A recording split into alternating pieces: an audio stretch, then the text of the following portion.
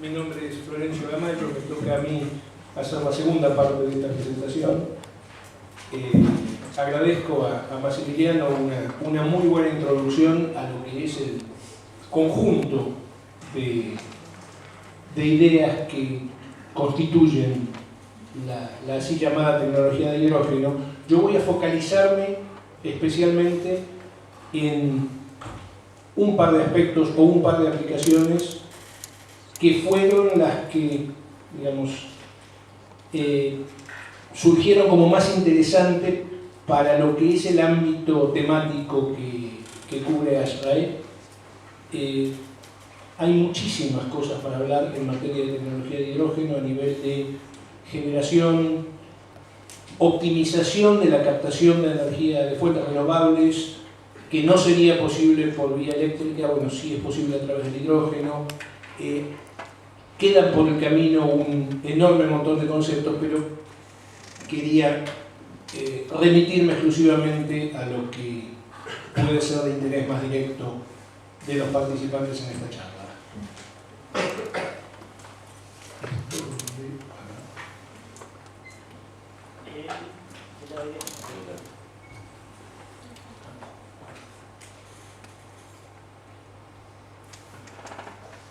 Bueno,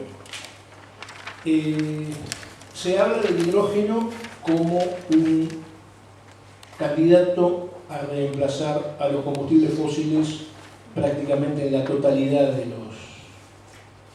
de los usos actuales, y se lo prioriza como una alternativa muy válida para reemplazar a los fósiles en el mercado del transporte, que es el mercado al cual es más difícil acceder por vía eléctrica.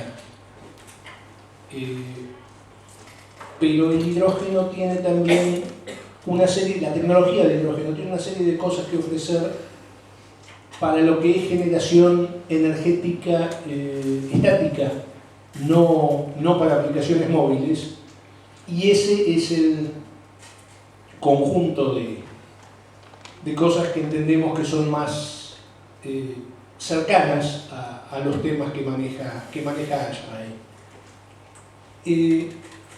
Quería empezar por hacer algunas reflexiones sobre lo que es el sistema actual de generación eléctrica y de provisión energética, eléctrica y térmica, a edificios. ¿Esto tiene un punteo? Así.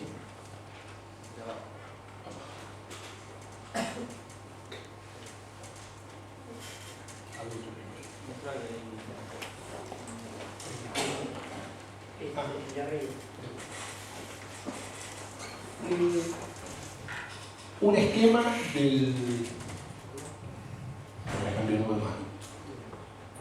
un esquema simplificado del modo actual de proveer de energía a edificios se ve en el diagrama superior a partir de un combustible fósil disponible. He puesto CH4 como una alusión al gas natural, pero en realidad podrían ser combustibles fósiles de distinto tipo. Puede plantearse una provisión directa de combustible en edificios para usos térmicos, alimentación de calderas, quemadores y equipos similares, sigo apoyando mal el dedo, o la utilización de este mismo combustible en centrales térmicas para generación de electricidad que luego accede al usuario a través de una red. En este paso intermedio de conversión del combustible fósil a electricidad, existe inevitablemente una pérdida que, dependiendo de la tecnología, puede ser más grande o más chica, pero en principio este 55% correspondería a las eficiencias actuales de los ciclos combinados. Prácticamente la tecnología actual no permite mucho más allá de este valor. Puede tal vez llegar a tocar 56, 58, pero no más que eso. Y el resto, 45, 43, 42%, o sea, poco menos de la mitad del contenido energético del combustible, se disipa al medio ambiente en forma de calor de refrigeración. Y por una serie de cuestiones técnicas, el aprovechamiento de ese calor disipado, que es necesario disipar para poder realizar el proceso de generación eléctrica, el aprovechamiento de ese cargador es altamente complicado y en la mayoría, en la inmensa mayoría de los casos, no se aprovecha. Con lo cual, si uno hace un análisis de eficiencia energética a partir o tomando como base el contenido energético del combustible primario utilizado, este paso, sobre todo en aquellos casos en que la componente eléctrica es grande respecto del consumo de fósiles, del consumo directo de fósiles, bueno, hay una pérdida de energía no aprovechada que puede realmente tomar valores muy altos. Desde siempre se analizó la posibilidad de convertir la especie primaria en electricidad a pie del usuario, de modo tal de tener la posibilidad de aprovechar ese calor de proceso para abastecer al usuario final, sin necesidad de plantear un abastecimiento fósil en paralelo exclusivamente para usos térmicos. Planteado así es sencillo de ver y las ventajas en cuanto a mejora de la eficiencia son evidentes. El problema es que no existieron durante mucho tiempo soluciones técnicas que permitiesen realmente realizar cogeneración de electricidad y calor a partir de un determinado combustible a pie de usuario en forma confiable, segura y económica. ¿Cómo se pasa? Así. Existieron en algún momento, insisto, la idea central es razonablemente antigua, y en algún momento se ensayaron distintos tipos de equipos. Perdón por las referencias a las marcas comerciales, no conocía, digamos, esa limitación en el momento en que preparé la presentación. Hubo empresas, valga la mención de los nombres como confirmación de que estos efectivamente fueron productos comerciales en una primera fase, que luego no llegaron a tener demasiado éxito, no llegaron a constituir un mercado. Pero bueno, hubo en algún momento prototipos o series iniciales de pequeñas centrales de cogeneración, básicamente basadas en el empleo de gas natural, que lo convertían en electricidad a través de motores alternativos, digamos, motores de pistón, motores o máquinas de ciclo Stirling o microturbinas de gas. Este tipo de equipos existieron en el mercado, nunca tuvieron éxito. Y hasta donde yo pude averiguar, no hay ningún fabricante de este tipo de equipos actualmente presente en el mercado. Fue un intento que sucedió o tuvo lugar entre fines de los 90 y principios de la primera década de este siglo, pero que no fue exitoso en absoluto. Y la idea prácticamente se abandonó, no porque la idea en sí misma fuese equivocada, sino porque resultaba de algún modo tecnológicamente impracticable. Y esto hubiese quedado prácticamente en esta misma situación de no haber sido por la aparición en el mercado, lenta y de momento todavía costosa, pero concreta, de las celdas de combustible. Retomo un poco lo mencionado por mi colega. ¿Qué es una celda de combustible?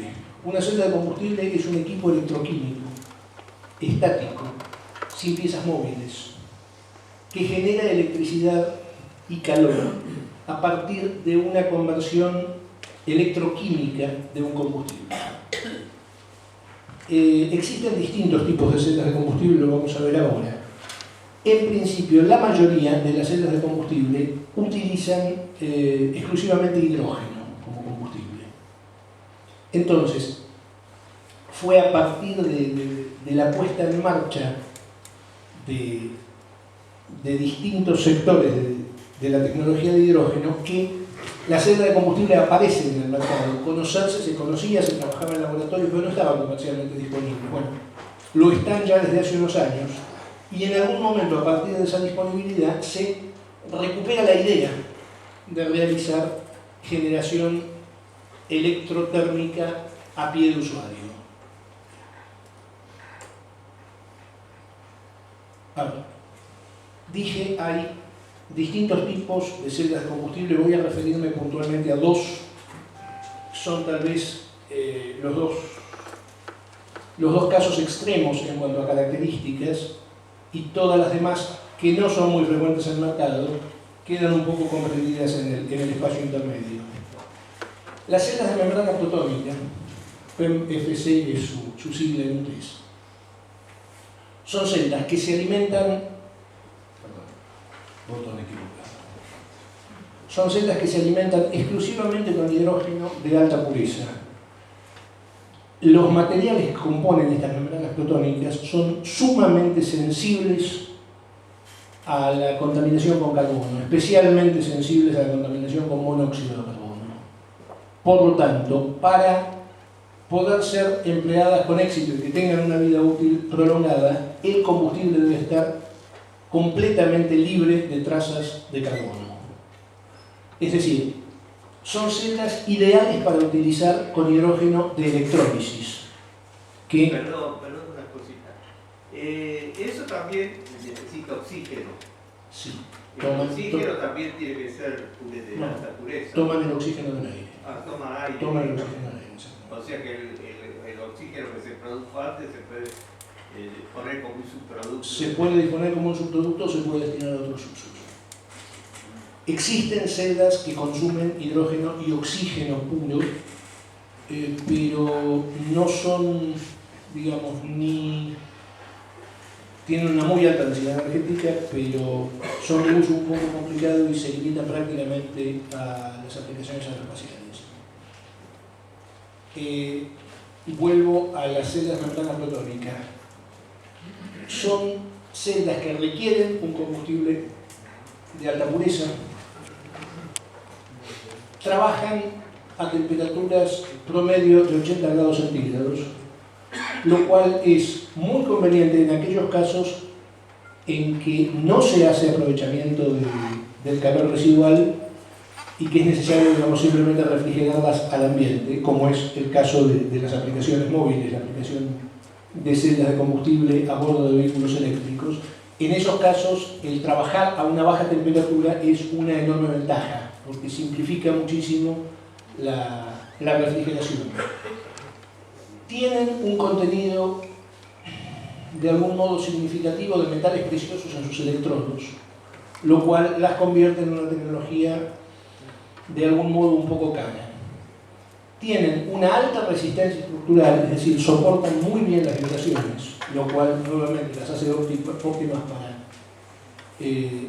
para su empleo en el mercado del transporte, y tienen una alta capacidad de reacción en cuanto a que pueden variar la potencia eléctrica que entregan en pocos segundos, lo cual permitiría, digamos, hacer un seguimiento de carga o un seguimiento de demanda muy bueno. Tendría que saltear dos pantallas. Voy a pasar a describir el otro tipo de celda de combustible presente actualmente en el mercado y luego sí mostrar qué productos se están trabajando en este momento a partir de cada una de ellas. El otro tipo de celdas presentes en el mercado actualmente son las celdas de óxido sólido. Y estas son las que, al menos en su temperatura de operación, se van al otro lado de la gama. Son celdas de altísima temperatura, 10 minutos ya lo vi.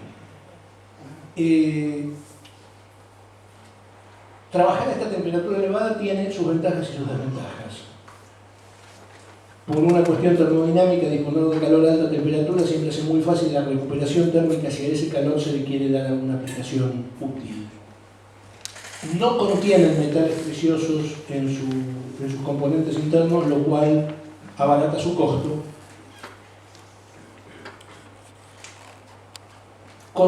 Pueden consumir hidrógeno de baja pureza o inclusive metano o etanol o algún otro combustible vaporizable, metanol y algún análogo. Es decir, no requieren exclusivamente hidrógeno y en caso de disponerse de hidrógeno, ese hidrógeno no necesita ser de alta pureza. Tienen una fragilidad estructural producto fundamentalmente del hecho de que sus componentes internos estén trabajando a una temperatura tan elevada, lo cual no las hace muy aptas para usos móviles, pero las hace perfectamente aplicables a usos estáticos. Tienen una baja capacidad de reacción, es decir, la modificación de la potencia que entregan es lenta comparadas con las celdas de membrana. Y ahora sí voy a los productos del mercado y acá nuevamente me van a disculpar, la mención de marcas tiene un motivo, la referencia a distintas empresas. Como decía, a partir de la disponibilidad de celdas de combustible en el mercado se recupera aquella idea de realizar generación eléctrica y térmica a pie de usuario y surgen en distintas partes del mundo algunos planes, algunas políticas de Estado que promueven la aplicación de esta tecnología. El usuario más fuerte a nivel mundial de esta tecnología en este momento es Japón, que tiene un plan nacional de generación distribuida a partir de equipos de este tipo, y por eso cito a los fabricantes, han convocado una especie de concurso de empresas para fabricación de estos equipos sobre pautas y características fijadas por este plan nacional. De allí que los equipos de distintas marcas, y vemos que estamos hablando de marcas de mucha presencia en distintos sectores, se parezcan mucho entre sí. En realidad, los módulos pequeños son los módulos que alojan a la celda de combustible, similares a lo que habíamos visto en las fotos anteriores con celdas basadas en motores, turbinas o máquinas Stirling, y los módulos grandes son los módulos de captación del calor del proceso.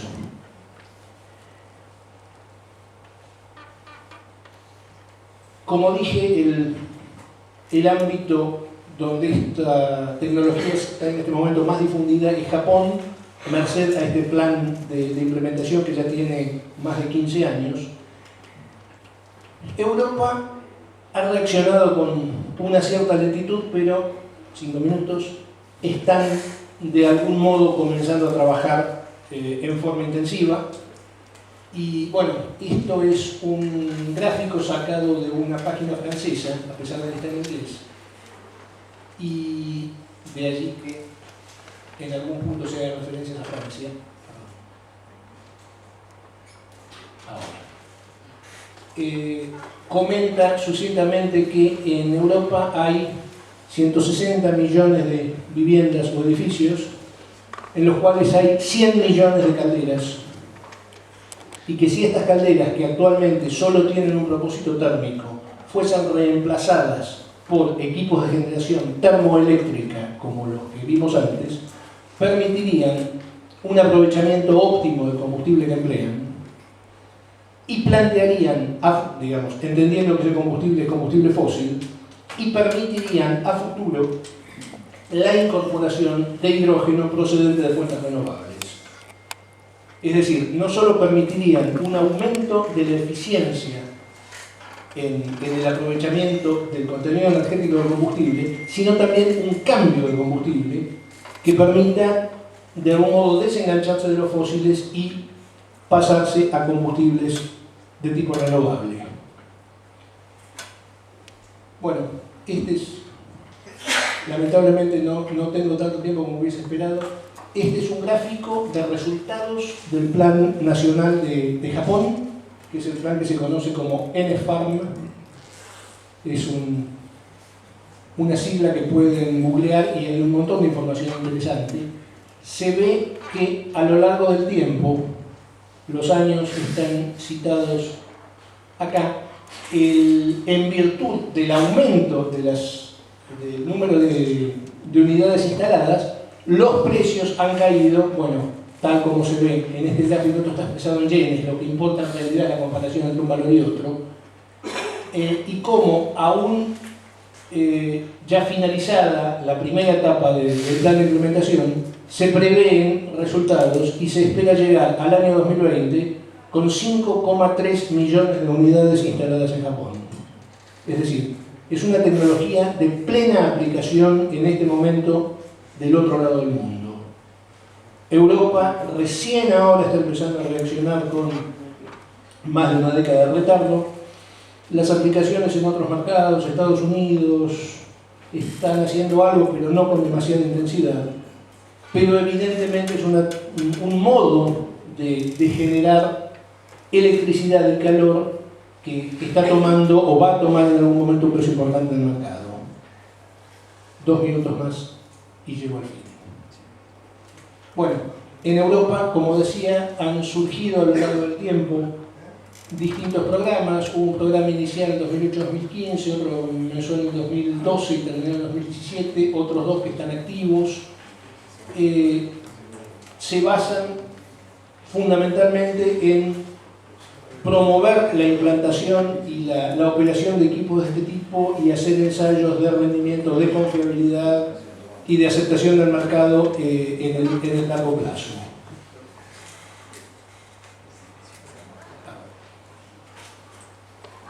¿Y por casa cómo andamos?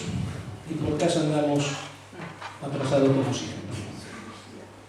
Si esta charla se hubiese dado 6 meses atrás, yo no podría haber dado ni siquiera una buena noticia al respecto. Afortunadamente sí puedo citar al menos una actividad al respecto. La provincia de Santa Fe, esta es una noticia aparecida en el diario en esa fecha, la provincia ha decidido adquirir una pila para empezar a ensayar la generación combinada de calor y electricidad en equipos estáticos, o sea, para uso domiciliario. La provincia de Santa Fe tiene una política provincial bastante fuerte en cuanto al uso de biocombustibles. Y han optado, no lo dice acá, pero es así, han optado por comprar una celda de tipo de óxido sólido, SOFC, de manera de poder alimentarla con etanol procedente de biomasa. Es decir, están aprovechando hidrógeno obtenido de una fuente biológica y no por electrólisis, pero bueno, básicamente están utilizando un combustible altamente hidrogenado para cogeneración de electricidad y calor. Una más. ¿Qué haría falta para poner esta tecnología en marcha o en aplicación en el país? Bueno, haría falta, lo en tantos casos, algún tipo de decisión política, algún tipo de política de Estado, de la cual hasta el momento, al menos en este sector, carecemos. Argentina sería un ámbito preferencial para aplicación de esta tecnología, porque conviven varios factores que facilitarían mucho la implementación de este tipo de solución. Se dispone, o se va a disponer, de una producción de gas natural importante, en la medida en que se activen los yacimientos de existencia conocida. Se dispone de una red de distribución de gas también importante. Prácticamente a cada casa, al menos en las grandes ciudades, llega una cañería de gas, cosa que no sucede en muchos otros países. Y con vistas a futuro se dispone de la cantidad necesaria y más que suficiente de recursos primarios renovables, solar, eólico y similares, como para producir todo el hidrógeno que podrían requerir estas celdas si se decidiera pasarlas de gas natural a hidrógeno renovable. ¿Cómo andamos en materia de políticas de Estado respecto del tema? Bueno, andamos bastante mal. En el año 2006 se sancionó una ley de promoción del hidrógeno, bajo cuyo paraguas podría empezar a implementarse esta tecnología, que fue sancionada por ambas cámaras. Nunca fue reglamentada y cayó en el olvido. Hay algún tipo de actividad parlamentaria en este momento tendiente a rescatarla del fondo del pozo donde está caída y volver a ponerla en vigencia, pero no cuenta con demasiados adeptos. Lo único que se hizo a la luz o a la sombra de esta ley, y con varios años de demora, porque la ley fue sancionada en el año 2006 y esto que comento ahora tuvo lugar 7 años después. Se cumplió con una de las exigencias de esta ley, que era crear una oficina de hidrógeno en algún órgano acorde. Esto se hizo dentro de la Secretaría de Energía, y elaborar un plan nacional de hidrógeno para comenzar a implementar esta tecnología a nivel nacional. Ese plan nacional de hidrógeno se realizó. Yo tuve el honor de ser uno de los redactores. Yo estaba viviendo en el extranjero en aquel momento, pero tuve la oportunidad de hacerlo de forma remota y bueno, participé en la redacción y corrección de este programa. Contemplaba una serie de proyectos. Acá están los números: 7 de corto plazo, 8 de mediano plazo, 7 de largo plazo y 2 transversales. Los transversales son legislación y seguridad. Bueno, y entre los proyectos de corto, mediano y largo plazo había proyectos de generación, de transporte, de acumulación y de utilización, entre los cuales había 2 proyectos para cogeneración de calor y electricidad en equipos estáticos. En algún momento esa oficina de hidrógeno que se había creado en Secretaría de Energía, en el que en algún momento fue el Ministerio de Energía, luego Secretaría, se disolvió. El proyecto quedó en un estante y así estamos. Muchas gracias.